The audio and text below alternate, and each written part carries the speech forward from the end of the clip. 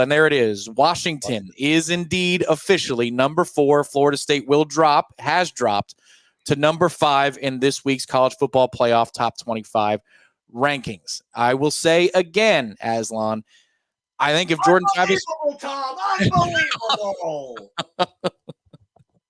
had Florida State, had Jordan Travis finished the game, and it's the exact same scenario where they score 58 straight, I think this still happens. Yeah, I agree. Absolutely.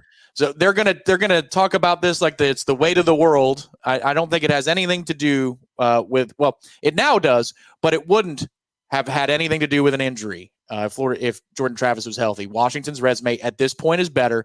Florida State is within striking distance of the top 4. I know that's not the sexy part of the discussion. We want Aslan flipping out. We want Gene Williams flipping out. But to me, this is just kind of a chalk situation. And Gene is waiting in the green room. Don't bring him on just yet, Director Ben. When the headset goes on, that's when the founder and administrator makes his way onto the screen.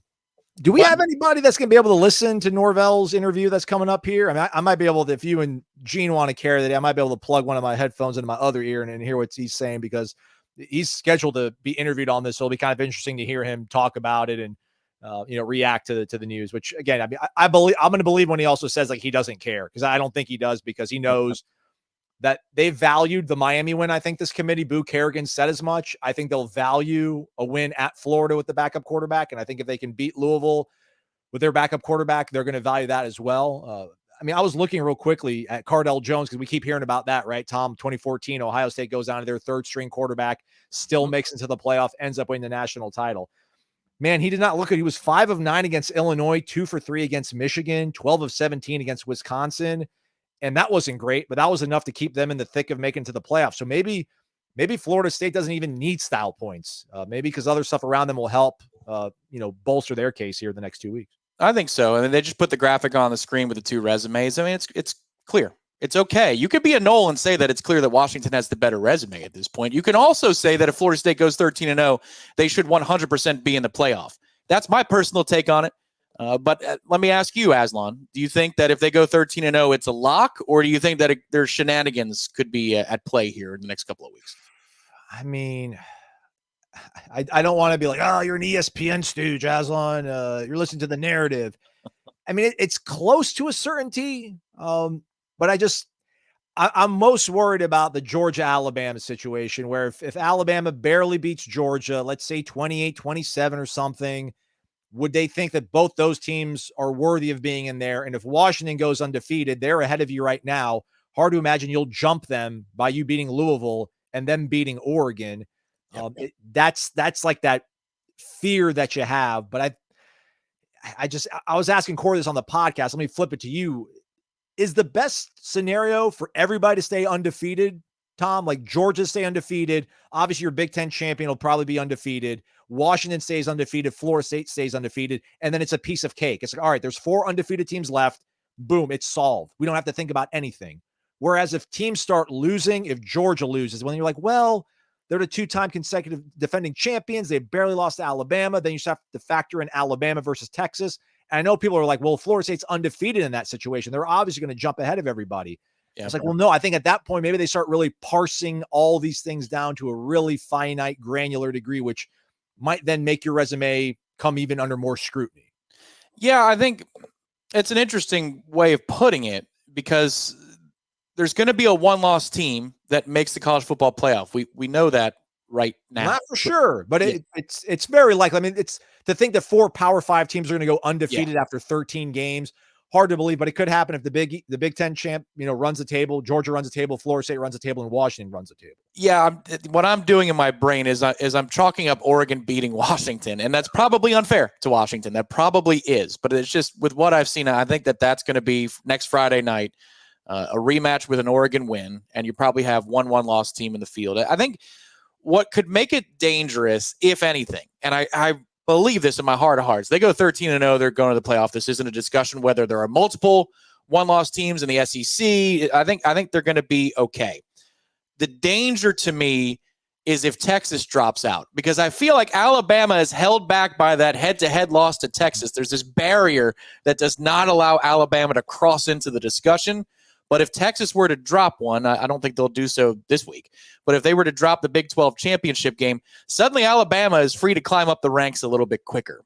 And I think that the SEC factor, the respect for the SEC being what it is, a win over Georgia at that point does get a little squirrely. But I don't think even with a win over Georgia, the committee can ignore the head-to-head loss to Texas. I think Texas would have to slide up. If I'm a Texas fan and Bama beats Georgia in the SEC championship, I think we have first dibs in the playoff, not Alabama. I know what you're saying, and it makes sense, but this process doesn't make sense. I would see Alabama jumping ahead. We're going to know a lot, I think, on Saturday. Just kind of how this team comes out, how they looks, how that line blocks. Robert Scott be out there. We'll have Renardo Green back out there to Loach. Is this team heck? What if Robert Scott goes out there and starts at tackle and plays a whole game? We haven't seen that all season. What if he's back to his own self? Then to me, and that's good, and they win the game, that's got to send a message to the committee. Like, what if Florida State has a running game? Yeah. Something we haven't seen all season. There's a lot of variables that could go into this game. We don't know how much some of these guys have been rested for this stretch run. Maybe they're in a position to do that. And how will Tate look? We don't know that either. Will Tate come out and take control of this team and look good? I mean, the benefit is you got a guy. How many teams have the benefit of having a guy that's been in the system for 4 years, has experience, has an arm like he has, and then has arguably the two best wide receivers in the nation to throw to, especially in the combination with tight ends he has. So, I mean, the cupboard is not empty by any means, although of course you'd love to have this guy behind me out there because he gives you, and I think that's the thing too, and the committee will never say it, but there's that factor, that X factor of having a guy that's a Heisman candidate, having a guy that's electric. You want to see that guy in the playoffs because it's gonna do TV ratings. It's gonna bring a lot of buzz. So that's in there too. It'll be interesting. And Aslan, feel free to give the thumbs up after Mike is done and you're back. So no rush. Oh, Joey's finally asked him like 7 questions in, finally get a question about dropping in there. And he said he's not going to talk to the team about it. They just are looking at this opportunity, controlling what they can control, which is to improve every day. They are confident in Tate. Kirk asked, what can Tate do? How much does the offense change? And he said, listen, Tate can do everything that we want. He can make every throw that's in our playbook. Says that they're a football team. They asked him like what the charge is to Tate to what he's being asked to do, what the charge of him this coming week is. And he said, listen, the charge to our entire football team. We are a football team. And he says that he's so excited about the way they care about each other. And he knows what they're made of. So he remains confident in how they can finish out this season. And it looks like Reese is wrapping them up. So Jane says Mike looks pissed. Aslan, your own personal opinion. Hey man, he's usually up at like 4 a.m. He wants to be in bed right now. Yeah, I mean he wasn't his usual bubbly, smiling self, but I mean he's been up working for over 12 hours, so I'll come a little bit of slack there. I don't. Maybe he is peeved, but I mean he handled the question really well from Joey Galloway, who again after like 5 questions about what do you tell your defense, how do you prepare for a backup quarterback that Billy Napier has. Finally is asked about what does it mean to see your team fall down one spot and, just kind of laugh it off. I mean, Joey's like, listen, your fans are upset. I'm sure some of your players are going to be upset. What will you say to your team about the rankings? Like it's not something we're going to talk about. We're just going to talk about the things that we can control. And that's to take advantage of the opportunity we have Saturday against Florida, which it sounds cheesy and it's so cliche and coach speak, but like, that's what should give you confidence if you're a Florida State fan is that things aren't changing. Like what we saw at practice Tuesday, that was pretty par for the course of what they do, how they handle themselves. So, they hammer that into their heads to be able to handle adversity when it presents themselves. And he mentioned that in the interview that they've faced adversity on the road and it's prepared them for this game, for this moment. So he remains confident in what they are and who they can be.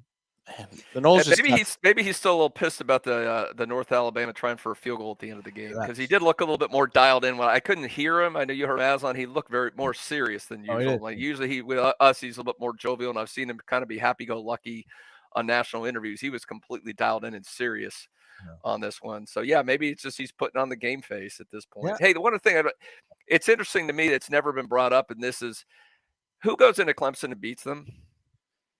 Yeah. I mean, look at this. All the credit Ohio State got for beating Notre Dame. They couldn't do it. The Heisman Trophy candidate, maybe the number 1 or 2 overall draft pick, went in there this past weekend. He couldn't do it with a ranked team. Florida State sure did.